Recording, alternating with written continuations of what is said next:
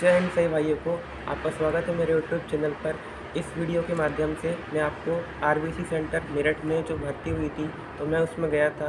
तो मैं उस सेंटर के बारे में आपको इस वीडियो में कुछ अपडेट देने वाला हूँ कि वहाँ का प्रोसेस कैसा था भर्ती का। तो आप वीडियो को स्किप मत कीजिएगा, स्टार्टिंग से लेकर एंड तक बने रहिएगा। सबसे पहले 24 तारीख को मैं यहाँ से चला गया था और 25 तारीख को शाम को 5 बजे मैं सेंटर के बाहर पहुँच गया था। फिर वहाँ पे 26 तारीख की रात में 1:30 से 2 बजे के बीच मैंने सेंटर में एंट्री ले ली थी। फिर जब वहाँ का गेट खुला था 4:30 बजे के आसपास, तो फिर हमें वहाँ पे पोलो ग्राउंड पे बैठाया गया था आरबीसी सेंटर मेरठ में। फिर हमें वहाँ पे सिंगल लाइन बना के आगे की ओर भेजा जा रहा था। वहाँ पर सबसे पहले दौड़ के पहले हमारा बैग चेक हो रहा था और हमें अपना मोबाइल को स्विच ऑफ करने को बोला था।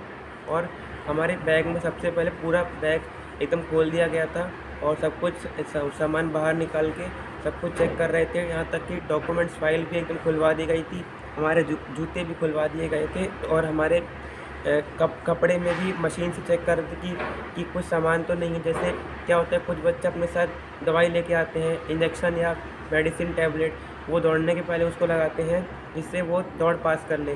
तो इस वजह से वहाँ पे बहुत सारे बच्चे ऐसे पकड़े गए थे। तो उनसे वो चीज़ लेके उसको एक किनारे फेंकी गई थी। फिर उसके बाद हमें आगे की ओर भेजा गया था। वहाँ पे दौड़ने से पहले हमारे वहाँ पे कुछ 7-8 डॉक्यूमेंट एंट्री, मतलब दौड़ने से पहले वहाँ पे हमारे चेक होने थे। इसमें से पहला डॉक्यूमेंट था आधार कार्ड, रिलेशन सर्टिफिकेट, 10th की मार्कशीट और 12th की मार्कशीट, और फिर और एनसीसी सर्टिफिकेट अगर किसी के पास है, या फिर जिस बच्चे के पास स्पोर्ट सर्टिफिकेट है वो अगर है तो फिर वो उनका चेक हो रहा था। और फिर उसके बाद जैसे जो पुलिस कैरेक्टर सर्टिफिकेट होता है या फिर वो किसी के पास नहीं है तो फिर सरपंच वाला जो कैरेक्टर सर्टिफिकेट होता है वो चेक हो रहा था।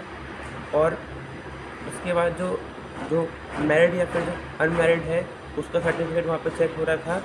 ये सब सर्टिफिकेट चेक होने के बाद हमें टोकन के लिए भेजा जा रहा था। फिर उसके बाद टोकन लेने के बाद हमें दौड़ने के लिए वहाँ पे भेजा जा रहा था। तो वहाँ पे कम से कम 30 बच्चों का बैच बना था। एक बैच में कम से कम 30 बच्चे बैठे थे। वहाँ पर टाइम पूरा दिया जा रहा था 5:45। 30 में से 18, 25, 26 बच्चे वहाँ पे पकड़े जा रहे थे दौड़ में, जो बच्चे पास हो रहे थे। अब मैं आपको बताने वाला हूँ कि मेरा वहाँ पर सेंटर में क्या हुआ। जब मेरा वहाँ पे डॉक्यूमेंट्स चेक हो रहा था तो मुझे उस सेंटर में दौड़ने के पहले वहाँ से बाहर कर दिया गया। कम से कम 40 से 50 ऐसे बच्चे थे, इनको उस सेंटर से बाहर कर दिया गया। जबकि मेरे पास सब डॉक्यूमेंट्स थे, फिर भी मतलब वो सर बोल रहे थे कि इसमें कुछ मिस्टेक है कुछ डॉक्यूमेंट्स में, इस वजह से हमें वहाँ से सेंटर से बाहर कर दिया गया था और मैं वहाँ पे दौड़ भी नहीं पाया था उस सेंटर की भर्ती में। हमें वहाँ से वापस आना पड़ा था। कम से कम 40 से 50 बच्चे ऐसे थे जिनको वहाँ से दौड़ने से पहले बाहर कर दिया गया था। अभी मैंने आपको बता दिया वहाँ पर कितने बच्चों का बैच बन रहा था। और अगर मैं वहाँ पे दौड़ता तो मैं चौथे बैच में था, तीसरा चौथे बैच में, लेकिन पर हमें वहाँ से भर्ती से बाहर कर दिया गया था कुछ डॉक्यूमेंट्स की कमी होने की वजह से।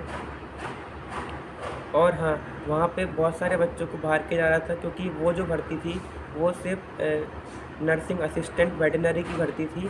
तो वहाँ पे जिन बच्चों का 12th में फिजिक्स केमिस्ट्री बायोलॉजी, कुछ बच्चों ने वहाँ पे फिजिक्स केमिस्ट्री बायोलॉजी और मैथ्स भी लिया था, तो किसी बच्चों की वहाँ पे कुछ परसेंट नंबर कम होने की वजह से तो उनको वहाँ से दौड़ने से पहले उनको वहाँ से बाहर कर दिया जा रहा था। बस यही थी उस सेंटर की अपडेट जो मैंने आपको इस वीडियो में बता दी है।